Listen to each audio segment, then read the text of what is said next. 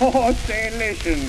One day when I was at the rummaging in me cellar, I found 12 champagne bottles going to waste. I took a look at them and I seen they was all in good condition, except they was full of champagne water. Putting the 12 bottles to one side, I went into the kitchen and got a corkscrew, the small end of which I stuck into the cork of one of the champagne bottles and give it a twist. Then be pulling upward on the corkscrew, at the same time holding the bottle tight between me knees, which I had covered with rosin to prevent the bottles from slipping. I drew out the cork, which I laid to one side, and emptied the contents of the bottle down the drain, except for a small tumbler full, which I drank. I then removed the cork from another bottle and emptied the contents down the drain, except for a small tumbler full, which I also drank. Then I removed the cork from another bottle and emptied the contents down the drain, except a small tumbler full, which I also drank. Then I removed another bottle from the cork and emptied the drain down the contents, except a small tumbler full, which I drank.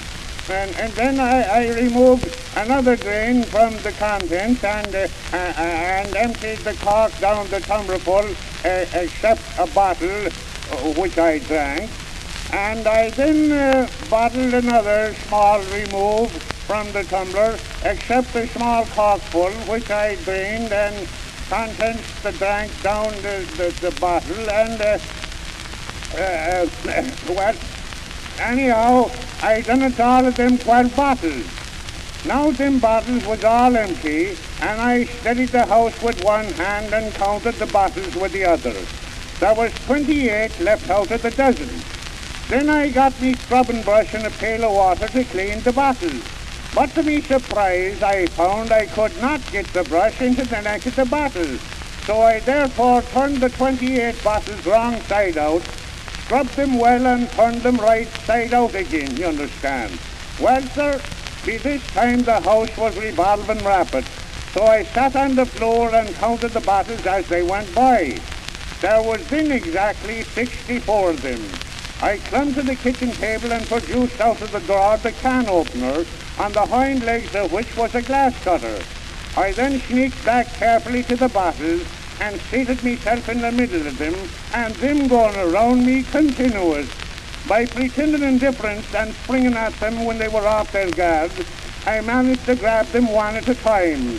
When I had caught a bottle, I held it firmly down, be lying on it, and with the glass cutter I cut off the bottom of the bottle and the neck of it. Then the tops and the bottoms I put to one side and discovered that what remained of the bottle made a most elegant lamp chimney. And sir, would you believe it? When I counted the chimneys I made from the bottles, I found I had exactly 89 of them.